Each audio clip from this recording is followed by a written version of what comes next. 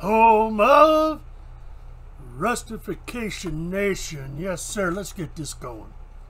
So it's been a busy week. Well, week as in from this Thursday to last Thursday, it's been busy. I think last time I put up a video, I was talking about the Rusty Challenge that I put out for the Model Club and had to have it done by last Saturday. Well, the one I was working on went TU, so I redid it. Another one took me about 3 hours, and I wasn't expecting it to do nothing when I got there. I had to put something in, I felt, because I put out the challenge. So I put a model out there, and yeah, it didn't. There's 3 of us in the challenge, and I got third. Yeah, just because I was there. But it was a learning experience for me. I'm learning that I need to pace when I'm doing stuff.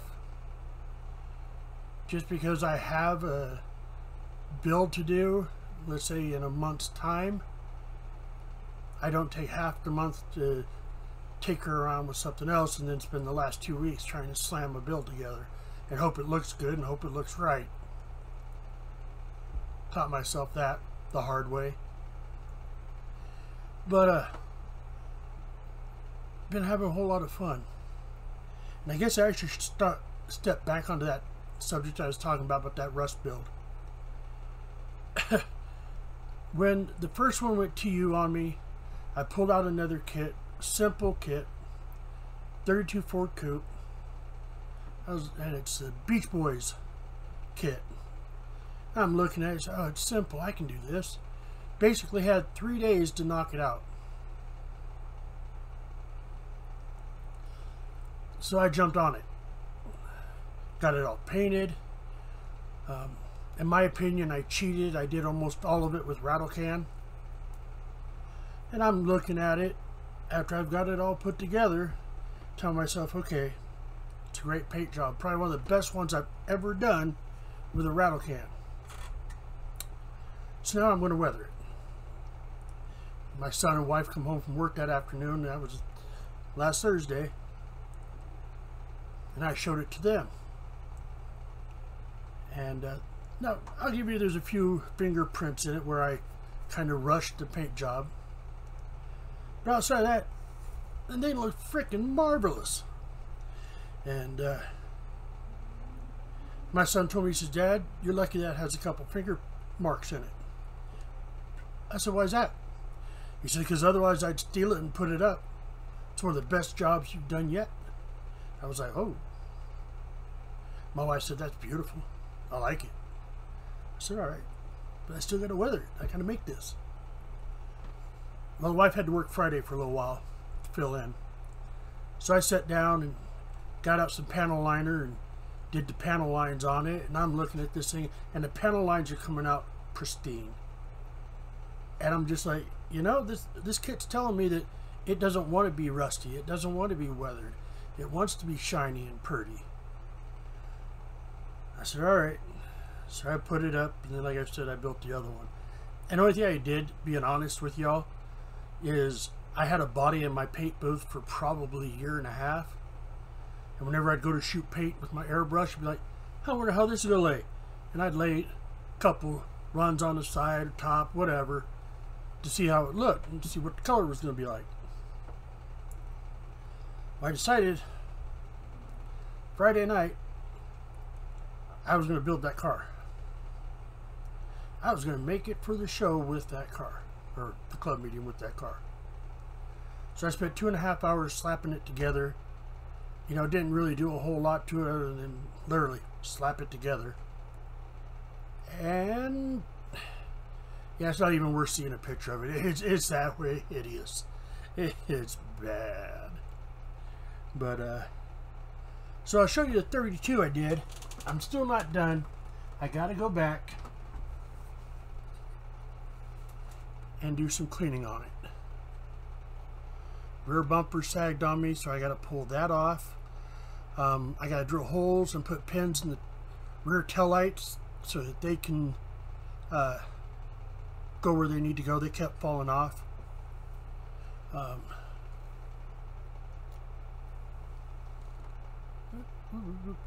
we go. Nice details on the engine. I didn't wire this one. I didn't have the time. 3 days. There's no way I was going to be able to wire it.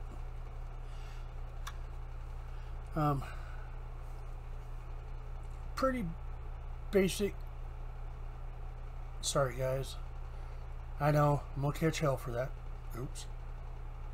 But still gotta finish painting the exhaust and paint the drive line, and little things like that I gotta finish, and then I'll ooh, that was close. Then I'll do a finished video on that for y'all. When it looks all nice and pretty, I'll put it on the twirly-giggy and make it look nice. So, that was the end of my have to get done builds for 1999, beginning of 2020. So I decided that there's 3 builds out there that I'm going to do. As far as I know, there's no time limit on them. I guess there's actually 4. Appreciation build for Jeff, and don't ask me to pronounce the last name, I'll butcher it. Anything Mopar build. Build Your Ride. And I think it was Mutt Modeler. I might be totally AWOL on this. That did the military build, something different or something like that. But I've got those four kits to build this year, which is in a year's time. If I can't build 4 kits, I might as well stop. And I'm not saying anything against y'all that you only build 1-2 kits a year because you go into the most ultimate details. I haven't got that far yet. I do like doing my detailing, but it's not as perfect as a lot of people's, which I'm working on that. So a few videos ago I told y'all I'm going to start broadening my horizon on my building, build different things and see how they build, and see if I can transfer some of the skills from building those things over to the cars and trucks and so on and so forth. So yesterday I pulled out an airplane kit. Yeah, I posted it on Facebook, and I've already had a few guys contact. What? You do airplanes? Since when? Well, I gotta broaden my horizons. I gotta learn new stuff. And plus, I figure if I build a couple, 2-3 cars, trucks, however I want to build them, and then build 1 or 2 military or sci-fi or whatever in between there, it's going to break stuff up. It's going to take stress off me. It's just going to be more enjoyable. So, with that being said, one second, please. This that I'm going to be showing you is a measure. Watch me just mess this all up. Messerschmitt BF109G-14.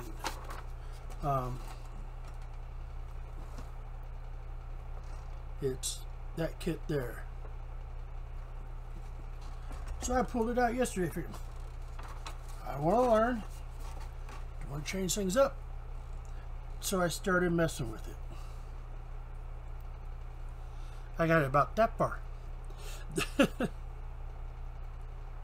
Not because it was hard, it's because I didn't know what I was doing. I was trying to take it real slow, real easy, watch what I was doing, yada, yada, yada. And then I realized that I'm not in Kansas no more, Toto. I'm putting this thing together. I'm, checking the number. Yep, okay, put that together. And I had read through the instructions, or looked through them, glossed them over, whatever you want to call it. Okay, it's pretty straightforward. I can do this. And then when I started building it, the first little bit was all right. And then I come to the joystick, I think that's what they call it. They fly the things with. Went to the number it was supposed to be. Didn't really look all that right, but I figured, okay, they know what they're doing. You know, compared to the picture on the instructions to what I cut off the trees, and I glued it in. Figured I'd paint it afterwards. It's flat black. It's not going to be hard to paint. A couple seconds with the brush and it's done. And then I went looking for parts. Now, people, you got to understand, I know diddly squat about planes. None. Outside, if they take off, they go up in the air to get to where they need to be and land. And sometimes crash in between there. Outside of that, a rock's got more knowledge of it than I do. This little itty bitty piece right here. Let's see if I can get it to focus a little bit. This piece right there. Right there. Comes in two pieces. So I went to where I thought I was supposed to be at. I found the numbers. This is it. Pulled it out, looked at it. That don't even look right. So I went to looking at my instructions again. Looking through there, looked at the pieces, 16, 18. Looked over, there's a letter A. I'm like, I wonder what that's for. So I looked down in the paint call out. There's no letter A there. It's 1, 2, you know, so on and so forth. I went, I wonder. So I pulled out a tree, looked at it, and it said C on it. I went, oh my. Well, that explains why my joystick don't look right. So I'm going to have to cut it out, redrill the hole that it went in, put the right piece in from the right tree, and then fix that one up real nice. And then try and figure out where in the blue blazes this is going to end up at. But, and I had already cut off the other two to place it, to put in that little spot. So they're back in the box. I know they're in there, so when I come to them again, and I pick up that tree and go 17, 18, it's not, that's in the box. So I got that covered. So that's kind of where we are. I'm trying new things, learning to pay more attention to the instructions. And to be totally honest with you, I'm having a blast. Oh, and then this morning I got contacted by a young gentleman. He's dating my niece. And he's into the Star Wars really bad. And he picked up this Darth Vader... Can't remember what it's called, folks. Anywho, he says, hey, you know, how much you charge me to build this for me? He says, I see the work you do and I want to know if you can build it for me and how much. I said, well, I tell you what, I'm not going to charge you. But if I have to buy something, if it's something that I don't have in my stash for paints or parts or whatever, that's all you. He said, all right, I can handle that. And I said, for another thing, you have to have patience with me and don't give me a blocked in time if it's got to be done 14.5 days from tomorrow, because I'm not doing that no more. And this is also going to be worked in around what I'm already building. He said, all right, I can do that. So after talking back and forth for probably 15-20 minutes, he says, oh yeah, and I plan on buying the rest of the kits to go with it. I want you to build those too. I went, really? He says, yeah. I said, okay, that's fine. Same thing applies. My own time, you pay for parts and supplies. Simple. He's like, okay, I can do this. So somewhere down the line here, I'm going to be getting Star Wars stuff other than the two little kits I already have to build, show you all how I'm doing it, what I did to it, and to put my name on them. That's pretty cool. And then just as he's saying, I got to get off here, I got some other stuff to do, he says, but I want you to know that watching what you do, seeing your builds and everything, you're an inspiration to me and your niece, because we're both building models. My heart grew 4 times over, folks. That was just amazing to hear that somebody's watching what I do and it gives them the want to build. Brother, if that's all I do in life, my life is complete. My life is complete. Well, we're at 15 minutes now. I guess I better get off my old soapbox and get on about doing my building. But, you know, remember your family, be kind to them, and remember they're only here for a short time. Y'all have a great day. And rust in.